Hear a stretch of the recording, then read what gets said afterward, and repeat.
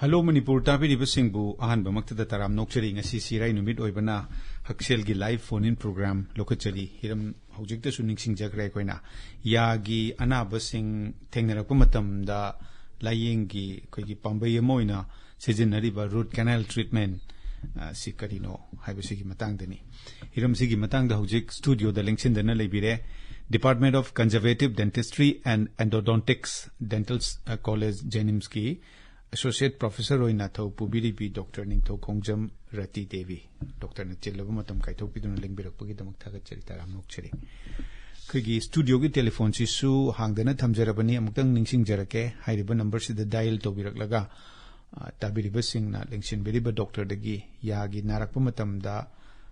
layeng bagi pambai ama oiriba root canal treatment si karino kamdogna layeng bano haibana chingba tugi matang da hangbirakpa yagani note tokshin biu 93-623-27078 amutang ningsing jage 93-623-27078 hairiba number sida dial tobiraklaga lengsin biriba doctor dagi khangbining basing root canal treatment ki matang da khangbining basing hangbirakpa yaragani hogdokcha basidi doctor ke punna khangminana bagi damakta yagi layeng da sizinariba pambai amo oriba root canal treatment samna RCT na doctor na haibiri basa masi kamdoba moongi layeng makhal no takpyo koina root canal treatment haibasi dental procedure makhal amani sida koina kaidoge habada infected oirba natraga exposed tawraga leiraba khoigi yagi mayol pulp hainari se ko pulp haina khangnari ba podasi sengdokpa natraga na lauthokpa sengdokpa makti ha khoina lauthokpa ni kaina infected once oiraga di matu lauthoktraga di infection do handaroi ba aduna akoina lauthoga matungda na sengdo matungda akoina root canal manungda ni ko hajik leidoi pulp se aduna adu phajana sengdo kanda treatment tawdoine hoi sidis the canal haidana wahay ma yauri basina di akoina uriba yagi mapanthongi uriba yagi angouba saruk ko kan ba akoina pochai sairiba chabada sizin sigi manungda su yagi manung da layer magi kenosing lady abako adugi ngasai gi pulp hairchina khwaidagi mayon manung da leiba haitare ko mai gi vital tissue singli nauri ma'am cheliba se cheliba igi utong sing cheliba samnador sidai sida mai matang changa aba adugumba matang da ne bai khoi gi adu karamba matang da hujiki RCT se masi tawbagi kano phibam si doctor na kamaina lepi ge aigi patient si dai sida mangunda nariba sigi complaint sigi matungina RCTC tawba darkar leire se kamaina akoina root canal treatment se diagnose tawba kanda radiography must ko radiograph yaudana akoina diagnose biba yadi samna have the x-ray gumba mahana lotoni hoi yagi x-ray se lobi gadavni x-ray yaudana diagnose tawraga di akoina Haidi yagi manungda leiriba structure do x-ray na udori baneba x-ray yaudana tawba suya diagnose tawbada hoi mas ne akoi x-ray se ko aduga kam kanda tawge habadi ya tin na chara kanda su mai mayon se yauna so ogadi akoina endodontic treatment so hai ko jiki keno se root canal treatment se doctor non surgical endodontic treatment na so hai nei surgery yaudana tawbani na aduna mayon se kaidauge haibada akoina infected oiragadi tin jaragadi soagadi akoina aduma lauthoani hello song ming le from takpiro wahang hangbiyo phone to jabe habisi khangabuk sorok wan ma pat wan de like some hamanta takpiro nasi gi tambiri ba root canal treatment gi matang ji hanjing bo hanga doctor koi ji ya singam tuina koi ji sendokpa koi ji musit yam tuni chendogari yagi mapangol chi yam shole na dum taja ba musit kai bhaw ki sul bage to ga tin pan yo di ba ngan si ya chapchi phati hai musit one side ura di problem yam create to ye na kan taja ba musit kai bhaw ba musit di in chin oi di no ongtang in chin di ba doctor di khangin ma pani wa famani ni akoi gi ya siam na toina doctor na di haibiri bani ayukta manumidang tumam dai ma compulsory dental hygiene da ani simadi kaubiga no haidana aduna kaya yamna toina brush tawgedagi haibadu su takpiro aduga brush yamna toina tawbasigi matang da ni uje mantana hangbire takpiro brush yam toina tawbase ꯑꯩꯈꯣꯏꯅ twice daily ꯗꯤ ꯑꯗꯨꯝ recommend ꯇꯧꯖꯩꯀꯣ ꯑꯌꯨꯛ ꯑꯃ ꯅꯨꯡꯗꯥꯡ ꯑꯃ ꯑꯗꯨꯒ ꯅꯨꯡꯗꯥꯡꯁꯤꯗꯤ ꯁꯣꯏꯗꯅ ꯑꯗꯨꯝ ꯇꯧꯕꯤꯌꯣ ꯀꯩꯅꯣ ꯍꯥꯏꯕꯗ ꯇꯨꯝꯕ ꯀꯥꯟꯗ ꯑꯩꯈꯣꯏꯅ ꯆꯥꯁꯟꯈꯤꯕ ꯃꯌꯥꯝꯗꯣ ꯌꯥ ꯃꯅꯨꯡꯗ ꯂꯩꯍꯧꯔꯒ ꯐꯠꯇꯕꯗꯣ ꯅꯞꯁꯜꯂ ꯂꯩꯔꯒꯗꯤ ꯑꯗꯨꯅ ꯑꯗꯨꯝ ꯀꯦꯔꯤꯁ ꯑꯣꯏꯔꯛꯄꯒꯤ ꯆꯥꯟꯁ ꯌꯥꯝ ꯋꯥꯡꯉꯤ ꯃꯍꯤꯛ ꯃꯌꯥꯝ ꯌꯣꯝꯖꯟꯗꯅ ꯃꯀꯣꯟ ꯁꯥꯟꯅꯅꯕꯒꯤ ꯑꯗꯣ ꯅꯨꯡꯗꯥꯡꯁꯤꯗꯤ ꯁꯣꯏꯗꯅ ꯇꯧꯕꯤꯌꯣꯅ ꯍꯥꯏꯖꯅꯤꯡꯉꯦ ꯍꯣꯏ ꯁꯤꯃꯗꯤ ꯁꯣꯏꯗꯅꯀꯣ ꯑꯗꯨꯒ ꯆꯍꯤ 9 ꯁꯨꯗ꯭ꯔꯤꯕ ꯑꯉꯥꯡꯁꯤꯡꯗ ꯌꯥꯒꯤ ꯑꯅꯥꯕ ꯑꯦꯅꯤ ꯑꯅꯥꯕ ꯑꯃ ꯊꯦꯡꯅꯔꯁꯤ ꯌꯥꯔꯤ ꯌꯥꯈꯣꯡꯒꯤꯕꯨ ꯑꯣꯏꯁꯅꯨ ꯌꯥ ꯇꯦꯛꯄꯒꯤꯕꯨ ꯑꯣꯏꯁꯅꯨ ꯁꯨꯗ ꯃꯥꯅ ꯍꯪꯕꯤꯔꯛꯈꯤꯕꯗꯨꯗ ꯌꯥꯝ ꯅꯧꯔꯤꯕ ꯑꯉꯥꯡꯁꯤꯡꯗꯗꯤ RCT ꯒꯨꯝꯕ ꯔꯨꯠ ꯀꯦꯅꯦꯜꯁꯤ ꯇꯧꯗꯕ꯭ꯔꯥ ꯔꯨꯠ ꯀꯦꯅꯦꯜ ꯇ꯭ꯔꯤꯠꯃꯦꯟ ꯃꯛꯇꯤ ꯍꯥꯏꯗ꯭ꯔꯦ ꯑꯉꯥꯡꯗꯗꯤ ꯄꯜꯄꯦꯛꯇꯣꯃꯤ ꯍꯥꯏꯔꯦꯀꯣ ꯑꯉꯥꯡꯒꯤꯁꯨ ꯇꯣꯉꯥꯟꯅ ꯃꯣꯏ ꯗꯤꯄꯥꯔꯠꯃꯦꯟ ꯂꯩꯖꯩ ꯑꯗꯨꯅ ꯄꯜꯄꯦꯛꯇꯣꯃꯤꯅ ꯇꯧꯏ ꯃꯣꯏꯁꯨ ꯃꯌꯣꯟ ꯌꯧꯅ ꯁꯣꯛꯑꯒꯗꯤ ꯍꯣꯏ ꯑꯗꯨꯒ ꯑꯩꯈꯣꯏꯒꯤ ꯃꯁꯤꯒꯤꯁꯤ ꯅꯨꯄꯥ ꯅꯨꯄꯤ ꯑꯩꯈꯣꯏꯒꯤ ꯌꯦꯡꯕ ꯃꯇꯝꯗ ꯀꯔꯝꯕꯗꯅ ꯈꯔ ꯍꯦꯟꯅ ꯑꯅꯥꯕꯗꯕꯨꯗꯤ ꯅꯨꯄꯥ ꯅꯨꯄꯤ ꯍꯥꯏꯕ ꯂꯩꯇ꯭ꯔꯦ ꯑꯗꯨꯕꯨ OPD ꯗ ꯊꯦꯡꯅꯕꯤꯔꯤꯕ ꯗꯣꯛꯇꯔꯁꯤꯡꯅꯀꯣ ꯀꯔꯝꯕꯗꯅ ꯈꯔ ꯍꯦꯟꯅ ꯊꯦꯡꯅꯕꯤ ꯌꯥꯁꯦ ꯇꯁꯦꯡꯅ ꯍꯥꯏꯔꯒꯗꯤ OPD ꯗ ꯂꯥꯛꯏꯁꯤꯡꯁꯤꯗꯤ ꯅꯥꯔꯀꯥꯟꯗ ꯂꯥꯛꯄ ꯉꯥꯛꯇꯅꯤ ꯇꯁꯦꯡꯅ ꯅꯠꯇ꯭ꯔꯒꯗꯤ ꯌꯥꯒꯤꯗꯤ ꯀꯩꯁꯨ ꯌꯥꯝ ꯀꯟꯅ ꯌꯦꯡꯗꯦꯀꯣ ꯑꯗꯨꯗ ꯅꯥꯔꯀꯥꯟꯗ ꯂꯥꯛꯄꯁꯦ ꯗꯦꯟꯇꯦꯜ ꯀꯦꯔꯤꯁ ꯇꯧꯔꯀꯥꯟꯗ ꯂꯥꯛꯄꯁꯦ ꯑꯗ ꯅꯨꯄꯥꯅ ꯍꯦꯜꯂꯤ ꯅꯨꯄꯤꯅ ꯍꯦꯜꯂꯤ ꯍꯥꯏꯕꯁꯦ ꯀꯣꯟꯇ꯭ꯔꯣꯚꯔꯁꯤ ꯑꯗꯨꯝ ꯂꯩ ꯔꯤꯁꯔꯆꯁꯨ ꯌꯥꯝ ꯂꯩꯔꯦ ꯑꯗꯨꯕꯨ ꯅꯨꯄꯤꯒꯤꯅ ꯀꯔꯝ ꯀꯥꯟꯗ ꯇꯧꯒꯦ ꯍꯥꯏꯕꯗ ꯑꯩꯈꯣꯏꯒꯤ hormonal changes lakpo kansida khoi saliva gi pH se kitang down chatle doctor aduna nupi gi adu matam sida na khara hele ko aduga nupa gi na haraga na khoina research um thing nazarak pada oral hygiene wat pa adagi food habit ta khoi gi mapan gi pot yam chawa natraga na food drinks gumba ko sticky food gumba doctor sumba chawa sina nupa na hele aduna sida su wange kerisen haini adudi mawong si khenei ni nupa ga nupi ga nabagi mawong che ko makha satha jage doctor phone ngai boina hujiki ekoina RCT gi torum dai sidda aina RCT darkar le ai RCT gi laying si kano tok dore se ai ngon da isa da kari kari phaurak da game ta takpi nungai ta ba kari kari phaurak kani khoi de gi mainly ona asing tasing na di tin jaraga sum thamjalaga kuina mayon yong na sokchala kanda then nara akanda di lani nara agadi nabagi mong ulakadori sidna yari akhong pom thorakadori ra natragana yari akhong pom thorak padasu yawi ado nabu nara agadi pen ama bula agadi the adum ayamba na mayon je so amani dum hoi adigi khoina yamna ingba pot hujikti kalen ni matam da ingba pot akhoi gi cold drink khangde any kano khangde ice cream khangde whatever kano ingba pot ama natraga yamna saba pot ama saba matam da yamna ya sensitivity or sisu RCT gi sigi se loimak ta RCT tawni haiba leite sensitivity dang oiraga di ko adubu akoina x-ray lawraga ina sai je x-ray yaudadi x-ray amdi compulsory oirani x-ray lawrakanda yengbada ya se mayon si yam nakna na leiraga di pathagi badagi hoi adu oiraga di akoina dum root canal se tawthai hoi phone call am ta kamuk lok chage hello takpiu somgi mingle from takpiu wahang hang biro hello amuka redial to birak patare phone sidi through ere somna wahang hang bidabani aduna mathang amuk redial to birak patare aduga masigi RCT tawdori se doctor x-ray yenge khange anabadugi lakpagi mong aingonda nungai tabatu doctor da wari liraga x-ray yeng matung da khange adu masi ideal RCT tawbagi case ni habse kamhaina lepi kerisina pulp yauraba ma soidre adegi khoina aduna trawda trauma gumba khoi road traffic accident har sina tra tusan bada ya se tekraga mayon yong na so obama doctor aduda ma soidre adegi dum na leiraba ya se hoi yam kuina sum na leiraba aduda su khoina root canal se dum tawi phone call am ta gam lok chage hello aduga masigi tawbagi root canal hariba laying mawong se masi tawbagi mawong se kamai akoina uriba ya mapan thongi angobu saruk se yamna kanba saruk se sidagi kadai da changjalaga kamaina ngasai athotba saruk tu yong na changdori bani masi drill gumba na hutori ra kamaina tawdori no tin chaba saruk singdu sengdo udori ni hariba kwa ado hobudagi amtang masigi changjan biriba RCT gi procedure semta takpiyo thawong do koina ya si tin jaba saruk se hanna loina sengdok pirani ko lokthok pirani mathak thang ba saruk singche aduga drill dauna koina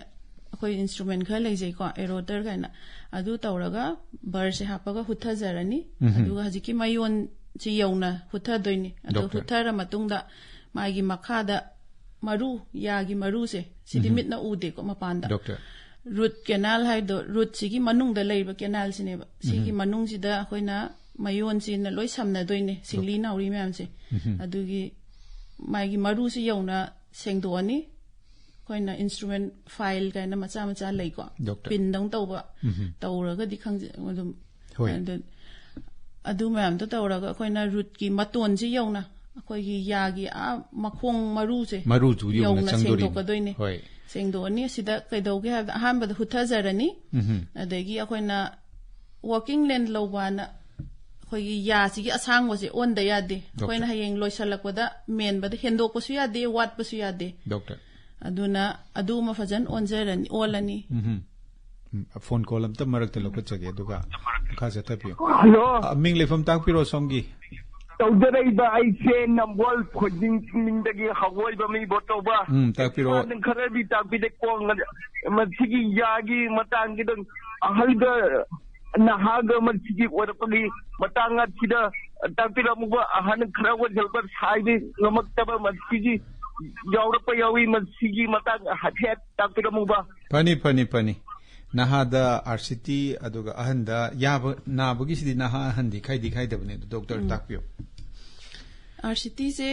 nahada ahanda haiba leite ko adubu ahandana ayambana koina tin chaba su oi oral hygiene watpagi natraga na tin chaba natraga so koi ya patharak pasina maram oiraga su aduda su dum koina root canal se tawdaba yade yam pathar agadi sum mathaki layer sing sum chakraga hayeng pulp tugi yam nakna leiraga di dum root canal se tawthoi patharak pasina ayambada ahan singda thengna ba doctor ayambana ahan singda thengna ba aduga nahawri ba singdati nahawri ba singdana ya khoi gi tin na chaba oral hygiene present proper maintain tawdabagi ko tin na chaba natraga na ina sa haijaki ba tusan badagi tekpa gumba adum tawgali hoi phone call am te lokot chage hello somgi mingle phone tak piro wahang hangbi sir ai bisojit manang me lekai dini sir tak piro bisojit an bada sa ma se kwat wi kai ku gari ai khangani wi sir ai koina yam soina scaling to si yagi achok po on masi gi apata tu koi doctor na khatak pira mo tuga amana koi gi yagi charu tamang charu je dum tumchilak pacha hoi masi je masi tumchilai se yari thengilak pacha yawe ko masi koina kari upai to ga la kit down to udra planting to udra masi kari to ga phabo yai masi hidi di makha pon bra hai khangeni pacha pani angang sing je yari makai di koi gi ya ti tin chang ba ti to ba masi mai woi na koina yum da le ba ani mama pa woi na kari preparation da khat da ge hai si matang da su kha ta piram sa pani wa from ni humni han da scaling haidana ya gi khoi gi masi gi mapan thang ba saruk sing je phadana lu na na sengdok na ba langchuk lang na thamna na ba si doctor ne he to bi ya chu san bugum ba kari gum ba to se sikar ma matang de to bi ge masi am toin to si na ya gi anda kari phaba phataba amta tapiyo pros and cons scaling se root canal ka budi mari di laina dre adu bo haijarange scaling da khoina tawri se ya sengdok pani kasu kaide 6 months amumuk tawodi dum recommend tawbani ya se sengdo i hoi phai magi yari ya khong da su komakwa naba khotpa leiroi ko si adum tawbiba yai kasu kaide haibidi akoi gi adum pangthokpada kaidaba thawong amani scaling se ko caries sai su prevent tawda da man su mating pangi hoi adegi ani su wafam duna bisorjin hangbiraki badu yamang thangba saruk sing sum tumchalakpa wafam mahai sina kamai to pano yamang thangbada sum tumchalakpa se akoi gi nungdang tumbada braxizamana ya taknabado adu ma tawbibra yengbiro isana adu natragana akoi gi kitang tension guma lega sun ka tawbo yawi ko adu bada su dum tawi adu natragana ya se mathaka makha ga se khoi kitang gap leina bane adu ꯆꯞ ꯃꯥꯟꯅꯅ ꯂꯩꯕ ꯃꯤꯁꯨ ꯌꯥꯎꯋꯦ ꯑꯗꯨꯝꯕꯗꯅ ꯀꯥ ꯍꯦꯟꯅ ꯇꯧꯋꯤꯀꯣ ꯇꯨꯝꯖꯟꯕꯁꯦ ꯑꯗꯨ ꯑꯃꯨꯛꯇꯪ ꯌꯦꯡꯊꯣꯛꯄꯤꯔꯒ ꯈꯪꯅꯤ ꯌꯦꯡꯊꯣꯛꯄꯤꯔꯣ ꯑꯗꯨꯒ ꯑꯉꯥꯡꯁꯤꯡꯗ ꯌꯥ ꯇꯤꯟ ꯆꯥꯕꯒꯤ ꯌꯥꯝ ꯇꯣꯏꯅ ꯊꯦꯡꯅꯔꯤꯁꯤꯅ ꯀꯔꯤꯅ ꯃꯁꯤꯕꯨ ꯀꯟꯒꯗꯒꯦ ꯑꯝꯇ ꯇꯥꯛꯄꯤꯌꯨ ꯁꯤꯅ ꯑꯍꯨꯝꯁꯨꯕ ꯋꯥꯍꯪ ꯑꯣꯏꯅ ꯍꯪꯕꯤꯔꯛꯈꯤꯕꯅꯤ ꯑꯉꯥꯡꯒꯤ ꯌꯨꯝꯗ ꯇꯧꯕ ꯌꯥꯕꯁꯦ ꯑꯗꯨꯝ ꯃꯃꯥ ꯃꯄꯥꯅ ꯑꯣꯔꯦꯜ ꯍꯥꯏꯖꯤꯟꯁꯦ ꯐꯖꯅ ꯃꯦꯟꯇꯦꯟ ꯇꯧꯕꯤꯕ ꯑꯗꯣ ꯑꯉꯥꯡ ꯌꯥꯝ ꯄꯤꯛꯏꯕ ꯃꯁꯥꯅ ꯁꯦꯡꯕ ꯉꯝꯗꯕ ꯑꯣꯏꯔꯒꯗꯤ ꯆꯥꯕ ꯂꯣꯏꯔꯛꯄꯗ ꯐꯤ ꯑꯃꯣꯟꯕ ꯅꯠꯇ꯭ꯔꯒꯅ ꯀꯣꯇꯟꯒꯨꯝꯕ ꯑꯃ ꯇꯧꯔꯒ ꯑꯗꯨꯝ ꯏꯁꯤꯡ ꯈꯤꯇꯪ ꯆꯣꯠꯍꯜꯂꯒ ꯑꯗꯨꯝ ꯇꯩꯊꯣꯛꯄꯤꯌꯣ ꯍꯣꯏ ꯅꯞꯁꯜꯂ ꯂꯩꯍꯧꯗꯅꯕ ꯂꯁꯤꯡ ꯑꯃ ꯏꯁꯤꯡꯗ ꯆꯣꯠꯍꯜꯂꯒ ꯂꯨꯞꯄꯒ ꯑꯉꯥꯡꯗꯨꯅ ꯍꯦꯛ ꯆꯥꯕ ꯂꯣꯏꯈꯤꯕ ꯊꯛꯄ ꯂꯣꯏꯈꯤꯕ ꯑꯗꯨꯗꯩꯗ ꯐꯖꯅ ꯑꯗꯨꯝ ꯇꯩꯊꯣꯛꯄꯤꯕ ꯕ꯭ꯔꯁ ꯄꯥꯏꯕ ꯍꯩꯇ꯭ꯔꯤꯕ ꯑꯉꯥꯡꯁꯤꯡꯗ ꯍꯣꯏ ꯐꯅꯤ ꯑꯗꯨꯒ ꯃꯈꯥ ꯆꯠꯊꯖꯒꯦ ꯉꯁꯥꯏ ꯄ꯭ꯔꯣꯁꯤꯖꯔꯗꯨ ꯗꯣꯛꯇꯔꯅ ꯇꯥꯛꯄꯗꯤ ꯍꯧꯕꯤꯔꯝꯃꯦ ꯀꯣꯜꯅ ꯃꯔꯛꯇ ꯑꯃꯨꯛ ꯆꯪꯈꯤꯗꯅ ꯄ꯭ꯔꯣꯁꯤꯖꯔꯗꯨꯒꯤ ꯇꯪꯈꯥꯏꯃꯨꯛ ꯆꯟꯈ꯭ꯔꯦ ꯗꯣꯛꯇꯔꯅ ꯃꯅꯨꯡ ꯆꯪꯉꯦ ꯉꯁꯥꯏꯒꯤ ꯈ꯭ꯋꯥꯏꯗꯒꯤ ꯌꯥꯒꯤ ꯃꯔꯨꯗꯨ ꯐꯥꯎꯕ ꯆꯪꯉꯒ ꯃꯗꯨꯋꯥꯏꯗ ꯂꯩꯔꯝꯕ ꯃꯍꯤꯛ ꯃꯇꯥꯡ ꯄꯣꯝꯊꯣꯛꯏꯕ ꯀꯩꯗꯧꯔꯤꯕ ꯃꯌꯥꯝꯗꯨ ꯂꯣꯏꯅ ꯂꯨꯅ ꯅꯥꯟꯅ ꯁꯦꯡꯗꯣꯛꯑꯦ ꯁꯤꯒꯤ ꯃꯈꯥ ꯇꯥꯛꯄꯤꯌꯨ ꯁꯦꯡꯗꯣꯛꯑ ꯃꯇꯨꯡꯗ ꯑꯩꯈꯣꯏꯅ ꯏꯟꯐꯦꯛꯁꯟꯁꯦ ꯌꯥꯝ ꯂꯩꯔꯒꯗꯤ ꯍꯤꯗꯥꯛ ꯍꯥꯞꯄꯒ ꯊꯝꯕꯁꯨ ꯌꯥꯎꯋꯤ ꯃꯇꯝ ꯈꯔ ꯀꯣ ꯃꯦꯟꯗ꯭ꯔꯤꯉꯩꯗ ꯍꯥꯟꯅ ꯃꯥꯏ ꯃꯅꯨꯡꯁꯦ ꯁ꯭ꯇꯦꯔꯤꯂꯥꯏꯁ ꯇꯧꯅꯕ ꯍꯥꯏꯇꯥꯔꯦꯀꯣ ꯁꯦꯡꯗꯣꯛꯅꯕ ꯍꯤꯗꯥꯛ ꯍꯥꯞꯄ ꯊꯝꯕꯤꯔꯅꯤ ꯑꯗꯨꯒ ꯅꯥꯕꯁꯦ ꯐꯔꯦ ꯍꯥꯏꯔ ꯀꯥꯟꯗ ꯑꯩꯈꯣꯏꯅ ꯑꯦꯛꯁꯔꯦꯁꯦ ꯑꯅꯤꯔꯛꯒꯨꯝꯕ ꯂꯧꯋꯤ ꯃꯔꯛꯇ ꯗꯣꯛꯇꯔ ꯏꯟꯐꯦꯛꯁꯟꯁꯦ ꯌꯥꯝ ꯂꯩꯔꯒꯗꯤ ꯏꯟꯐꯦꯛꯁꯟꯗꯣ ꯍꯟꯊꯔꯕꯅ ꯑꯩꯈꯣꯏꯅ ꯑꯦꯛꯁꯔꯦꯗꯨꯗ ꯆꯦꯛ ꯇꯧꯗꯣꯏꯅꯦ ꯃꯤꯠꯅ ꯎꯕ ꯅꯠꯇꯦ ꯁꯔꯨ ꯃꯅꯨꯡ ꯂꯩꯕ ꯄꯣꯠꯅꯤꯅꯀꯣ ꯗꯣꯛꯇꯔ ꯑꯗꯨꯒ ꯅꯥꯕ ꯐꯔꯦ ꯃꯅꯨꯡ ꯏꯟꯐꯦꯛꯁꯟꯁꯦ ꯍꯟꯊꯔꯦ ꯂꯩꯇ꯭ꯔꯦ ꯍꯥꯏꯔ ꯀꯥꯟꯗ ꯑꯩꯈꯣꯏꯅ ꯃꯦꯟꯗꯣꯏꯅꯦ ꯑꯗꯨꯅ ꯄ꯭ꯔꯣꯁꯤꯖꯔꯁꯦ ꯈꯔ ꯁꯥꯡꯉꯦ ꯏꯟꯐꯦꯛꯁꯟ ꯂꯩꯕꯗꯗꯤ ꯑꯗꯨꯗꯤ ꯑꯃꯨꯛ ꯗꯣꯛꯇꯔꯒ ꯎꯅꯕ ꯑꯍꯥꯟꯕꯒꯤ ꯁꯦꯁꯟꯗꯗꯤ ꯃꯁꯤ ꯂꯣꯏꯕ ꯑꯗꯨ ꯂꯣꯏꯕ ꯌꯥꯕ ꯃꯇꯝ ꯂꯩ ꯑꯩꯈꯣꯏꯅ ꯌꯥꯗ ꯁꯣꯛꯄꯒꯨꯝꯕ ꯑꯩꯈꯣꯏꯒꯤ ꯇ꯭ꯔꯣꯃꯥꯒꯨꯝꯕ ꯅꯠꯇ꯭ꯔꯒꯅ ꯑꯦꯛꯁꯤꯗꯦꯟꯒꯨꯝꯕꯗ ꯈꯨꯗꯛꯇ ꯁꯣꯛꯄꯁꯦ ꯁꯤ ꯏꯟꯐꯦꯛꯁꯟ ꯌꯥꯎꯗ꯭ꯔꯒꯗꯤ ꯄꯜꯞꯇꯣ ꯌꯥꯗ ꯇꯦꯛꯄꯗꯩ ꯑꯦꯛꯁꯄꯣꯖ ꯇꯧꯕ ꯑꯣꯏꯔꯒꯗꯤ ꯑꯗꯨꯗꯗꯤ ꯁꯤꯡꯒꯜ ꯁꯤꯇꯤꯡ RCT ꯑꯅ ꯑꯩꯈꯣꯏꯅ ꯅꯣꯡꯃꯗ ꯂꯣꯏꯁꯤꯟꯕꯁꯨ ꯂꯩ ꯑꯍꯣꯏ ꯑꯗꯨꯒ ꯃꯁꯤꯒꯤ ꯑꯩꯈꯣꯏꯅ RCTꯁꯤ ꯌꯥꯒꯤ ꯄꯜꯞ ꯍꯥꯏꯗꯅ ꯌꯥꯒꯤ ꯃꯅꯨꯡꯗꯨꯗꯩꯗ ꯃꯍꯤꯛ ꯃꯇꯥꯡ ꯆꯪꯕ ꯄꯣꯝꯊꯣꯔꯛꯄ ꯃꯗꯨꯅ ꯆꯤꯛꯄ ꯅꯥꯕ ꯇꯧꯗꯅ ꯈꯥꯡꯕ ꯉꯝꯗꯕ ꯃꯇꯝꯗꯨꯗꯩꯗ ꯇꯧꯔꯦ ꯑꯗꯣ ꯗꯣꯛꯇꯔꯅ ꯍꯥꯏꯕꯤꯔꯤꯁꯤ OPDꯗ ꯂꯥꯛꯏꯕ ꯄꯦꯁꯦꯟꯠꯁꯤꯡꯁꯤꯗꯤ ꯑꯌꯥꯝꯕꯅ ꯌꯥꯝꯅ ꯀꯟꯅ ꯑꯩꯈꯣꯏꯒꯤ ꯀꯩꯅꯣ ꯍꯧꯒꯠꯂꯛꯄꯗꯗꯤ ꯏꯔꯥꯛ ꯂꯥꯛꯇꯕꯒꯤ ꯋꯥꯐꯝ ꯑꯣꯏꯅ ꯍꯧꯖꯤꯛ ꯉꯁꯥꯏ ꯄꯟꯕꯤꯕꯗꯣ ꯑꯗꯨꯅ ꯃꯁꯤ ꯌꯥꯝꯅ ꯊꯦꯡꯅ ꯂꯥꯛꯄ ꯀꯥꯡꯕꯨꯁꯤꯡꯁꯤꯗꯩꯁꯤꯗ ꯀꯌꯥ ꯌꯥꯝꯅ RCTꯁꯤꯅ ꯑꯗꯨꯃꯛ 100% ꯃꯥꯏ ꯄꯥꯛꯅ ꯑꯗꯨꯝ ꯌꯥꯔꯤꯕ꯭ꯔꯥ ꯉꯜꯂꯤꯉꯩꯗꯅ ꯀꯃꯥꯏꯅ ꯈꯤꯇꯪ ꯏꯁꯥꯗ ꯁꯥꯏꯟ ꯁꯤꯝꯇꯝꯁꯦ ꯈꯤꯇꯪ ꯉꯜꯂꯤꯉꯩꯗꯒꯤ ꯌꯦꯡꯍꯧꯔꯒꯅ ꯀꯔꯤ ꯀꯥꯟꯅꯕ ꯑꯝꯇ ꯇꯥꯛꯄꯤꯌꯨ ꯇꯤꯟꯅ ꯆꯥꯕꯁꯦ ꯍꯧꯔꯛꯄ ꯏꯅꯤஷꯤꯌꯦꯜ ꯁ꯭ꯇꯦꯖꯇ ꯑꯩꯈꯣꯏꯅ ꯄꯜꯞ ꯌꯧꯗ꯭ꯔꯤꯉꯩꯗꯀꯣ ꯏꯅꯥꯃꯜꯒ ꯗꯦꯟꯇꯤꯟꯒꯗꯪ ꯁꯣꯛꯏꯉꯩꯗ ꯌꯦꯡꯍꯧꯔꯒꯗꯤ ꯔꯨꯠ ꯀꯦꯅꯥꯜ ꯇꯧꯕꯩ ꯗꯔꯀꯥꯔ ꯂꯩꯇ꯭ꯔꯦ ꯑꯗꯣ ꯗꯥꯏꯔꯦꯛ ꯃꯦꯜꯂꯅꯤ ꯗꯥꯏꯔꯦꯛ ꯃꯦꯜꯂꯒ ꯑꯗꯨꯝ ꯊꯝꯕ ꯌꯥꯔꯦ ꯀꯦꯔꯤꯁꯇ ꯂꯧꯊꯣꯛꯑꯒ ꯑꯗꯨꯒ ꯊꯦꯡꯊꯈ꯭ꯔꯒꯗꯤ ꯃꯌꯣꯟ ꯌꯧꯅ ꯁꯣꯛꯆꯟꯈ꯭ꯔꯒꯗꯤ ꯔꯨꯠ ꯀꯦꯅꯥꯜꯁꯤꯃ ꯁꯣꯏꯗ꯭ꯔꯦ ꯑꯗꯨꯕꯨ ꯑꯗꯨꯗꯩ ꯍꯦꯟꯅ ꯁꯨꯝ ꯊꯝꯖꯜꯂꯒ ꯍꯤꯗꯥꯛ ꯆꯥꯔ ꯁꯨꯝ ꯊꯝꯖꯜꯂꯒ ꯃꯔꯨ ꯌꯧꯅ ꯅꯠꯇ꯭ꯔꯒꯅ ꯃꯌꯣꯟꯁꯦ ꯍꯦꯟꯊꯔꯛꯇꯅ ꯑꯩꯈꯣꯏꯒꯤ ꯌꯥꯁꯤꯒꯤ ꯃꯈꯣꯡ ꯃꯈꯥ ꯌꯧꯅ ꯇꯧꯁꯜꯂꯛꯑꯒꯗꯤ ꯁꯔꯨ ꯌꯧꯅ ꯁꯣꯛꯆꯜꯂꯛꯑꯒꯗꯤ ꯑꯗꯨꯗꯗꯤ ꯑꯩꯈꯣꯏꯅ ꯀꯟꯕ ꯉꯝꯗ꯭ꯔꯦ ꯑꯗꯨꯗꯗꯤ ꯁꯠꯄ ꯅꯠꯇꯅ ꯎꯄꯥꯏ ꯂꯩꯇꯦ ꯌꯥ ꯁꯠꯄꯒꯤ ꯑꯦꯗꯚꯥꯏꯁ ꯇꯧꯔꯦ ꯍꯣꯏ ꯐꯣꯟ ꯀꯣꯜ ꯑꯝꯇ ꯑꯃꯨꯛ ꯂꯧꯈꯠꯆꯒꯦ ꯍꯜꯂꯣ ꯃꯈꯥ ꯆꯠꯊꯖꯒꯦ ꯐꯣꯟ ꯉꯥꯏꯕ ꯑꯣꯏꯅ ꯃꯁꯤꯒꯤ ꯀꯥꯟꯅꯕꯗꯤ ꯃꯌꯥꯝ ꯑꯃ ꯂꯩꯔꯦ ꯑꯗꯨ ꯀꯥꯟꯅꯕ ꯈꯔꯗꯪ ꯗꯣꯛꯇꯔꯅ ꯇꯥꯛꯄꯤꯌꯨ ꯃꯁꯤ ꯇꯧꯍꯧꯕꯁꯤꯅ ꯀꯔꯤ ꯀꯔꯤ ꯀꯥꯟꯅꯒꯦ ꯔꯨꯠ ꯀꯦꯅꯥꯜ ꯇꯧꯍꯧꯕꯁꯤꯅ ꯑꯩꯈꯣꯏꯅ ꯈꯪꯕꯨ ꯈꯪꯉꯒꯗꯤ ꯇꯧꯊꯣꯛꯄꯤꯍꯧ ꯀꯩꯅꯣ ꯍꯥꯏꯕꯗ ꯁꯠꯄꯩ ꯃꯍꯨꯠꯇ ꯑꯩꯈꯣꯏꯒꯤ ꯌꯥ ꯇꯁꯦꯡꯅ ꯏꯁꯥꯒꯤ ꯌꯥꯎꯖꯔꯤꯕ ꯅꯦꯆꯔꯦꯜ ꯇꯤꯠꯁꯤ ꯂꯩꯍꯧꯕꯅ ꯀꯜꯍꯧꯕꯅꯀꯣ ꯃꯄꯥꯡꯒꯜ ꯂꯩꯕ ꯍꯦꯜꯂꯤ ꯗꯣꯛꯇꯔ ꯑꯗꯒꯤ ꯑꯩꯈꯣꯏꯅ ꯆꯥꯕ ꯊꯛꯄꯗꯁꯨ ꯉꯥꯏꯔꯦ ꯑꯥꯔꯇꯤꯐꯤஷꯤꯌꯦꯜ ꯍꯥꯞꯄꯗꯨꯕꯨꯗꯤ ꯏꯁꯥꯒꯤ ꯅꯦꯆꯔꯦꯜꯁꯤꯅꯗꯤ ꯃꯄꯥꯡꯒꯜ ꯂꯩꯕ ꯍꯦꯟꯅꯤꯀꯣ ꯑꯗꯣ ꯍꯌꯦꯡ ꯁꯤꯁꯨ ꯂꯣꯏꯔꯒ ꯑꯗꯨꯝ ꯎꯞꯁꯟꯕ ꯌꯥꯏ ꯐꯣꯟ ꯀꯣꯜ ꯑꯝꯇ ꯂꯧꯈꯠꯆꯒꯦ ꯇꯥꯛꯄꯤꯌꯨ ꯃꯈꯥ ꯆꯠꯊꯕꯤꯌꯨ ꯑꯗꯨꯒ ꯃꯁꯤꯗꯩꯁꯤꯗ ꯑꯩꯈꯣꯏꯒꯤ ꯁꯔꯖꯔꯤ ꯍꯥꯏꯒꯗ꯭ꯔꯥ ꯀꯔꯤꯒꯨꯝꯕ ꯊꯧꯑꯣꯡ ꯈꯔꯗꯤ ꯇꯧꯕꯤꯗꯣꯔꯤꯕꯅꯤ ꯅꯠꯇ꯭ꯔꯥ ꯌꯥꯒꯤ ꯃꯅꯨꯡ ꯄꯜꯞꯇꯨ ꯌꯧꯅ ꯌꯥꯝꯅ ꯊꯣꯠ ꯂꯥꯎꯕ ꯃꯌꯣꯟꯗꯨꯗ ꯆꯪꯁꯤꯜꯂꯒ ꯃꯍꯤꯛ ꯃꯇꯥꯡ ꯃꯌꯥꯝꯗꯨ ꯁꯦꯡꯗꯣꯛꯀꯗꯣꯔꯤꯕꯅꯤ ꯑꯗꯨꯁꯨ ꯑꯩꯈꯣꯏꯒꯤ ꯁꯤꯡꯂꯤ ꯅꯥꯎꯔꯤ ꯅꯔꯚ ꯃꯌꯥꯝ ꯑꯃ ꯏꯒꯤ ꯎꯇꯣꯡ ꯃꯌꯥꯝ ꯑꯃ ꯆꯠꯂꯤꯕ ꯑꯗꯒꯤ ꯀꯅꯦꯛꯇꯤꯡ ꯇꯤꯁꯨ ꯑꯇꯩ ꯃꯌꯥꯝ ꯑꯃꯁꯨ ꯌꯥꯎꯔꯤꯕꯅꯤꯅ ꯃꯗꯨꯗ ꯆꯪꯁꯤꯟꯕꯗꯨꯗꯩꯗ ꯑꯩꯈꯣꯏꯒꯤ ꯀꯝꯄ꯭ꯂꯤꯀꯦꯁꯟ ꯍꯥꯏꯒꯗ꯭ꯔꯥ ꯑꯩꯈꯣꯏꯒꯤ ꯇꯨꯡꯗ ꯅꯨꯡꯉꯥꯏꯔꯣꯏꯗꯕ ꯑꯗꯨꯒ ꯀꯔꯤ ꯀꯔꯤ ꯔꯤꯛꯁꯀꯨꯝꯕ ꯂꯩꯒꯦ ꯈꯨꯗꯣꯡꯊꯤꯕ ꯊꯣꯛꯄ ꯌꯥꯕ ꯑꯌꯥꯝꯕꯅꯕꯨꯗꯤ ꯃꯥꯏ ꯄꯥꯛꯄꯁꯤꯅ ꯍꯦꯜꯂꯦ ꯔꯤꯛꯁ ꯍꯥꯏꯁꯦ ꯑꯍꯥꯟꯕꯗ ꯇꯧꯀꯥꯟꯗ ꯑꯩꯈꯣꯏꯅ ꯂꯣꯀꯦꯜ ꯑꯦꯅꯦꯁꯊꯦꯁꯤꯌꯥ ꯊꯥꯔꯒ ꯇꯧꯋꯤꯀꯣ ꯅꯠꯇ꯭ꯔꯒꯗꯤ ꯁꯤꯡꯂꯤ ꯅꯥꯎꯔꯤ ꯉꯥꯛꯇꯅꯤꯅ ꯊꯤꯟꯕꯗ ꯑꯗꯨꯝ ꯅꯥꯕ ꯐꯥꯎꯗꯣꯏꯅꯤ ꯁꯦꯡꯗꯣꯛꯄꯗ ꯑꯗꯨꯃ ꯂꯩꯔꯦ ꯔꯤꯛꯁ ꯑꯗꯨꯒ ꯑꯩꯈꯣꯏꯅ pregnancy dadi kitang ngang mi rolling ai nupi gi kyam kanna advice tawde kaigino haibada akoina kai haitare x-ray se yam kanna expose tawhandabanina tawbo yadabanina aduda kitang akoina takpio dum doctor tak hello somgi mingle from takpio wang hello tajare hello mingle from takpiro wang hangbiu sai tawse ke number 9 digi bombi mangani sai oi bombi haibiro sai tawse ai tajare wang de lakpiro bombi kano ne khoi ya tin sa tanam ko tanam se section mai ya base kai kai tawadi khona sa ko matum da thumna teng to ko se masi tin sa tanam bage maram oi ga doctor di khamge nang bai tare hoi yagi samna harabada yagi anaba laktanna bagi damakta kari chexil thorang logada akoina loibada hangjage na khalambani do marakta oral hygiene haina doctor na su am toina panbiri ya si luna nana thamba masamu fana thamba haiba wafam ma takpiri base kari no site yawri sin takpio oral hygiene je maintain tawbosina khwaide important ne ko ya sigi akoina na haloige na traga na keri se dagi prevent tawge hairagadi adubu akoina sida tawdoi ahamba chaba loiba khudingi thum yaudragasu isingna phajana rinse tawthokpiba hoi adagi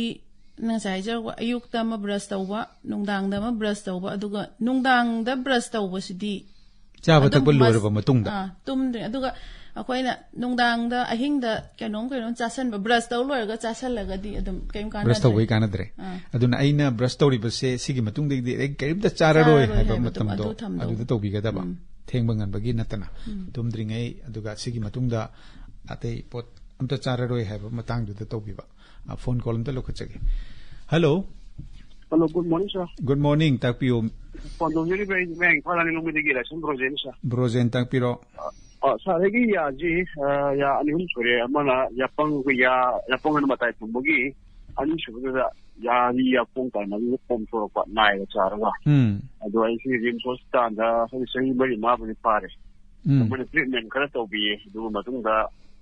tha mu ka mu na mu law ha bi am so mu khaw pa hoi ado mo ne ku dong charo ya ro ne lok so ke sa ta sin sa to ka ya ro na hoi ado oi si do men ga da ha ga ni lai ga do ga mu nong na si ga lang ga mu ma kha tung ba si bi ya ani hun so so fa jam su ma ku ya ku ya form to ga nai sa bi kan mo problem ma mo fo pa ado sin si ga di sin si di ko father ju ma to ga le to gi ya we ado si di ni ori la ga si treatment ji kariya ku ji ma sum doctor ne ba ji ti ga bu di mo na ya di ya ku si to ko bu to bi ga la ta ya ga sum sa tu ga di ai problem sum ma sum ga le ga di ma si ki ga ngai sa na ma to ko ya ba da gi 진작 기계기 뭐 카포는 되게 레이도 등 스타트기 컨텐츠 좀 잡기는 뭐 하죠. 파니 야뽕 거기 약해 먹기 나타봐 두더기 아니 수바 야뽕 아도아이다 마기 인펙션 폼다나 얌 농아이다바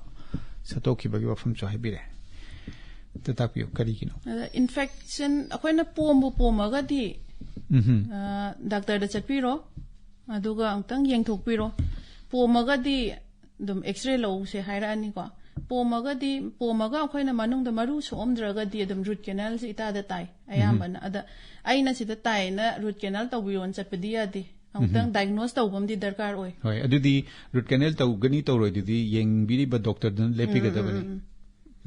aduga masi ahalaman da su ya koi gi sat khiba pombagi si koi brojen gi pabung da su thoki ya masi imung manung da dum masi bu hereditary oibra hai bi fam hereditary se loinamak haive di aduga caries se akoina ya tin chaba de su ayambana khoi pulp se expose or kan da pomba se kuira kan da di chronic oira kan da di pomba se dum oigale adubu han da hereditary da khoi tauki haibagi hoi hereditary da gi lakte haibadi yaroi hereditary su dum yawi adubu akoina hereditary ne na sum isana oral hygiene to maintain tawdraga di hoi adum tawrakani aduna adu oral hygiene jamna important ni ko si matam tawbiyo caries se laktana ba aduga caries se laktraga di caries tawdraga di loima oral hygiene se maintain tawraga di yam phare loima emta problem khudi maktegi